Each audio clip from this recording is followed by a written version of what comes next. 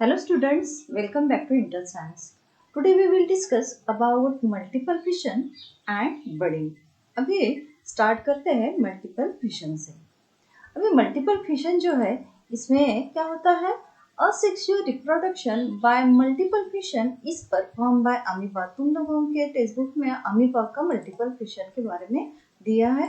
Okay, और इसके साथ ही अदर जो प्रोटिस्ट है जैसे यूग्लिना है, पैरामीशियम है, ये भी मल्टीपल फिशन करते हैं। लेकिन हम पढ़ने वाले हैं मल्टीपल फिशन इन अमीबा के बारे में। देखो क्या होता है ड्यूरिंग मल्टीपल फिशन में। Amoeba stop the formation of pseudopodia.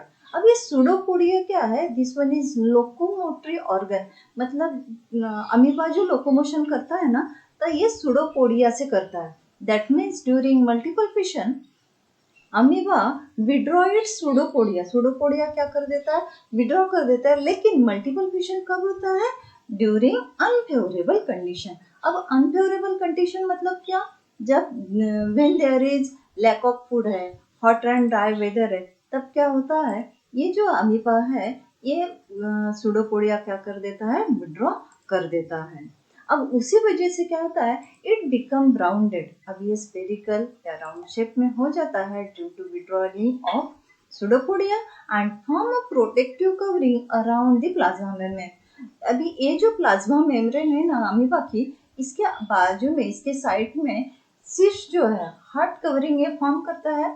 This is called as cyst and such insisted amoeba or any other protist is called as cyst. Okay, अभी क्या होता है, inside this cyst many nuclear form. अभी देखो nuclear division यहाँ form हो जाता है and by repeated nuclear division inside the cyst. अभी उसके बाद न्यूक्लियर डिवीजन के बाद होता है साइटोप्लाज्मिक डिवीजन। देखो इनसाइड हर एक इसमें न्यूक्लियस है and then cytoplasmic division takes place and many amoebulae are form. और ऐसे बहुत सारे अमीबा, बेबी अमीबा फॉर्म हो जाते हैं inside the cyst. Then they remain encysted till they are adverse condition. अभी देखो कब तक ये इंसिस्टेड रहते हैं, जो अमीबुलीज है कब तक अंदर रहते हैं? जब तक एडवर्स कंडीशन है तब तक, मतलब after arrival of favourable condition, मतलब अभी वेदर अच्छा हुआ है, लॉट ऑफ फूड अवेलेबल है, तब क्या होता है, ये जो है सिस्ट ये ब्रेक हो जाती है। This cyst break open on arrival of favourable condition and in this way this amoebulae, जो बेबी अमीबाज है, ये क्या हो जाते हैं? रिलीज हो जाते हैं। ओके, अभी ख्याल में रखना कि जो मल्टीपल फिशन है इसमें पेरेंट अमीबा क्या हो जाता है? डिस्ट्रॉय हो जाता है, क्योंकि ब्रेक हो जाता है, ब्रस्ट हो जाता है। उसी के कारण जो पेरेंट अमीबा है ये ब्रस्ट हो जाता है। और जो बाइनरी फिशन था उसमें जो पेरेंट अमीबा है ये एज इट इज, मतलब न्यू अमीबा में क्या हो जाता है? ट्रांसफर हो जाता है। ओके, अभी एक बार हम इसको रिवाइज करते हैं मल्टीपल फिशन ये अमीबा से, डायग्राम से इसको रिवाइज करते हैं। चलो, this one is parent amoeba, then this is encysted amoeba. देखो इसमें सिस्ट फॉर्मेशन हो गया है। थर्ड स्टेप में क्या होता है? Division of nucleus and cytoplasmic division होती है and during favourable condition this other amoebas are arrival into the atmosphere, या ये बाहर आ जाते हैं। देखो फोर्थ स्टेज में क्या होता है? डॉटर अमीबा रिलीज हो जाता है, क्योंकि ये जो सिस्ट है ये क्या हो जाती है? ब्रेक हो जाती है। अभी ये जो रिवाइज किया मैंने, ये क्यों किया? क्योंकि पहले क्या होता था, 2 मार्क्स के लिए draw and label the diagram ऐसे आता था, लेकिन अभी ना डायग्राम दी जाती है और यहाँ जो जैसे पेरेंट अमीबा है, division of nucleus and cytoplasm है, यहाँ ए बी सी ऐसे दिया जाता है और तुम लोगों को इसको लेबल करना होता है। इसलिए डायग्राम इम्पॉर्टेंट है तुम लोगों के टेस्ट के लिए, एग्जाम के लिए। देन अभी यूज योर ब्रेन पावर में क्वेश्चन है, क्या है? Does the parent cell exist after asexual reproduction, that is fusion में एज इट इज रहती है क्या? तो इसका आंसर सिंपल है, नो। ओके, लेकिन it is converted into new cell. New cell में क्या हो जाता है? कन्वर्ट हो जाता है। ओके, लेकिन इन मल्टीपल फ्यूजन में जो पेरेंट सेल है वो क्या हो जाती है? डिस्ट्रॉय हो जाती है। अभी देखो binary fission in amoeba and multiple fission in amoeba, इसके ऊपर डिफरेंस बिटवीन पूछा जा सकता है। तो मेन जो डिफरेंस है, तो जो बाइनरी फिशन है विच occur during favourable condition, various multiple fission occur during unfavourable condition. यहाँ बाइनरी फिशन में जो पेरेंट अमीबा है ये डिस्ट्रॉय नहीं होता है, it convert into new cell, whereas in multiple fission this parent cell या पेरेंट अमीबा क्या हो जाता है, डिस्ट्रॉय हो जाता है। ये 2 पॉइंट हम लिख सकते हैं। देन अभी सेकंड वाला जो है असेक्सुअल रिप्रोडक्शन का टाइप वो है बडिंग। अभी बडिंग में क्या है, तो देखो एक्टिविटी से स्टार्ट करते हैं। क्या करना है, bring the active dry east powder from the market.